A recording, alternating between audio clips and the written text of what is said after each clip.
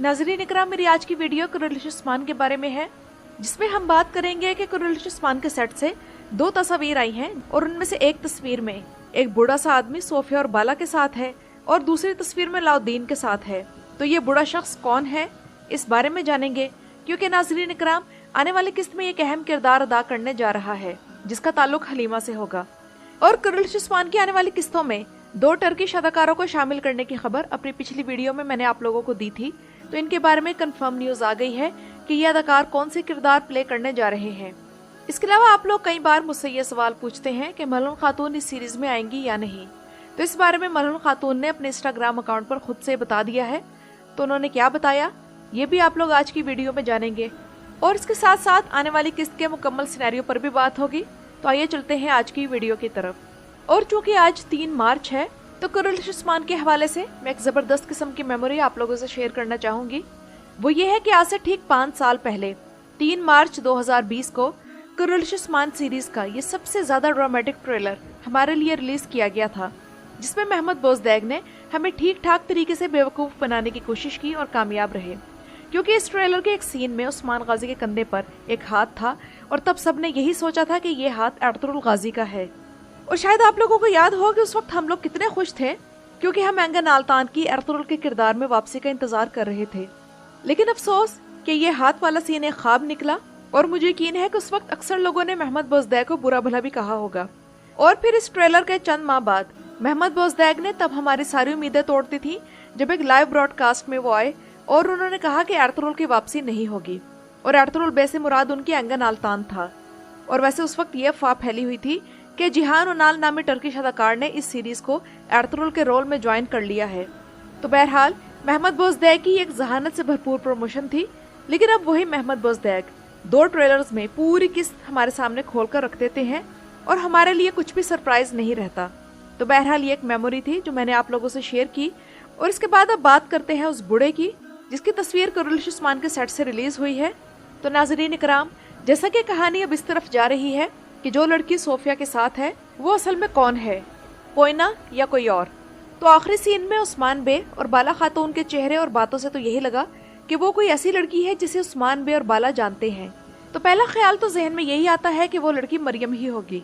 लेकिन अगर वो लड़की मरियम ना निकली, और शायद यही अंदाजा हम में से अक्सर लोगों का होगा, क्योंकि जहाँ तक वो सीन देखकर मुझे अंदाजा हुआ है तो उस लड़की के बाल काले हैं, जबकि मरियम के बाल तो लाल हैं। और वैसे सोफिया ने तमाम राजों से पर्दा उठा दिया, लेकिन अब तक ये राज नहीं बताया कि उसने पोइना के बाल ब्राउन से लाल कैसे किए। तो बहरहाल पोइना सोफिया का ट्रम्प कार्ड है, वो उसे ऐसे नहीं दे सकती। तो अब आने वाली किस्त का सिनेरियो कुछ यूं होगा कि अगली किस्त में उस्मान बे बाला खातून को रेस्क्यू करेंगे और पोइना का मामला फिर से 2-3 किस्तें ले लेगा, और उस्मान बे कबीले में वापस आकर हलीमा को तलाश करने की प्लानिंग शुरू कर देंगे। जबकि दूसरी तरफ उस्मान बे अब मरियम पर शक करना शुरू कर देंगे, जो कि हमेशा मुश्किल वक्त में उन्हीं के इर्द गिर्द नजर आ जाती है, खास तौर पर जब मामला सोफिया के बारे में हो। और वो शायद इसी बारे में सोचना शुरू कर देंगे कि हो सकता है कि मरियम का ताल्लुक सोफिया के साथ हो, क्योंकि ये बात तो मदाहों को भी खटक रही थी कि उस्मान बे इंतहाई ज़हीन शख्स दिखाए गए हैं, लेकिन उन्होंने एक बार भी नोट नहीं किया कि बाज़ंतीनी पनाहगाहों, कलों और फौजी चौकियों के करीब मरियम कैसे पहुंच जाती है और उन्हें नजर आ जाती है। इसके अलावा मरियम काई कबीले से निकलकर इतने लंबे लंबे टाइम के लिए क्यों गायब हो जाती है, और सबसे बड़ी बात यह कि उसके पीछे कोई भी परेशान नहीं होता सिवाय अब की बार गोंजा के। लगता है कि काई लोगों के ब्रेन सेल्स उलगान की तरफ ट्रांसफर हुए हैं और उस्मान बे का अभी तक जहन काम नहीं कर रहा। लेकिन अब अगर वो लड़की मरियम ना निकली तो अब उस्मान बे मरियम पर शक करना शुरू कर देंगे, और शायद इसी दौरान वो शीशी भी अलाउद्दीन के कब्जे में आ जाए और अलाउद्दीन उस शीशी की दवाई पर तहकीक शुरू कर देगा, और वो ये मालूम करने की कोशिश करेंगे कि ये दवाई किसने तैयार की है। और नाज़रीन इकराम, इसके बाद जो आने वाले वाकयात होंगे उनमें होलोफेरा का किरदार इंतहाई अहम होगा। वो इस तरह कि जैसा कि अगले किस्त के ट्रेलर में हमने बाला, अलाउद्दीन और गोंचा और होलोफेरा को देखा है, तो यहाँ मेरा अंदाजा ये है कि होलोफेरा हम जानते हैं कि बाज़ंतीनी है, तो हो सकता है कि वो इस दवाई के बारे में बताएगी कि इसे तो एक ही शख्स तैयार कर सकता है, जो वो बूढ़ा है। और नाज़रीन इकराम, ये बूढ़ा सोफिया के वालिद यानीस का उस्ताद होगा, जिसका नाम मार्टिन है। इसलिए बाला, अलाउद्दीन और गोंचा होलोफेरा को साथ लेकर उस बूढ़े को तलाश करने के लिए निकलेंगे, क्योंकि उस बूढ़े की असलियत के बारे में होलोफेरा एक्सपोज कर चुकी होगी।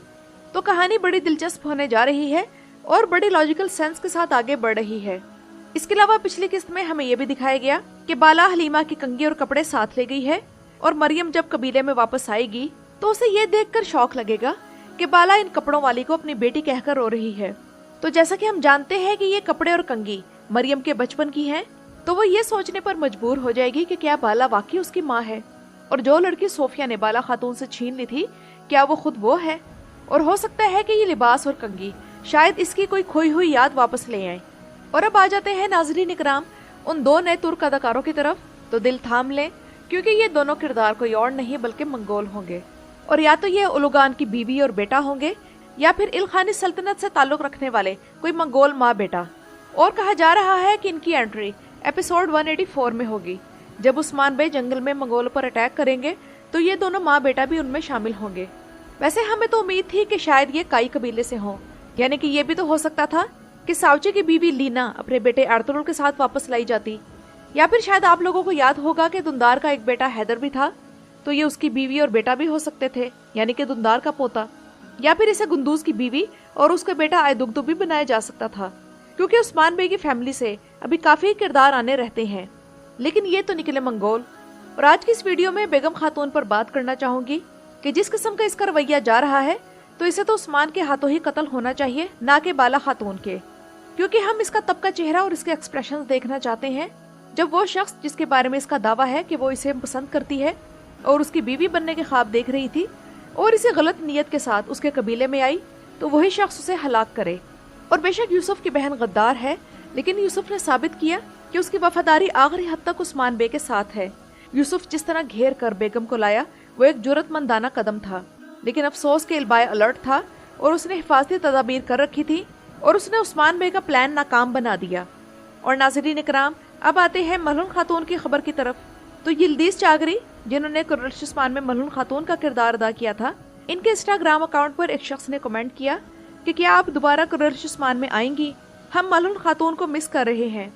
तो यिल्दीज ने उसी कमेंट के नीचे जवाब दिया कि ये सवाल बहुत बार पूछा जा चुका है और मैं ये पहले भी लिख चुकी हूँ और अब दोबारा लिख रही हूँ कि मुझे यकीन है कि उस ड्रामे में मेरी कहानी खत्म हो गई है, तो मेरी तरफ से इनकार है और इसलिए मैं वापस नहीं आऊंगी। तो नाज़रीन इकराम, मलहून खातून के इस जवाब के बाद अब ये चैप्टर शायद क्लोज कर देना चाहिए कि वो कुर्रश उस्मान में वापस आएगी या नहीं, क्योंकि उनकी बेटी अभी छोटी है और स्क्रिप्ट में फिलहाल अभी उनकी जगह नहीं। हो सकता है कि मुस्तकबिल में सोफिया की तरह वो भी अपना फैसला बदल ले, लेकिन अभी ऐसी कोई सूरत नहीं नजर आती। तो नाज़रीन इकराम, ये तो थी मेरी आज की वीडियो। अपनी राय का इजहार कमेंट्स में जरूर कीजिएगा। मेरे चैनल पर आने का शुक्रिया।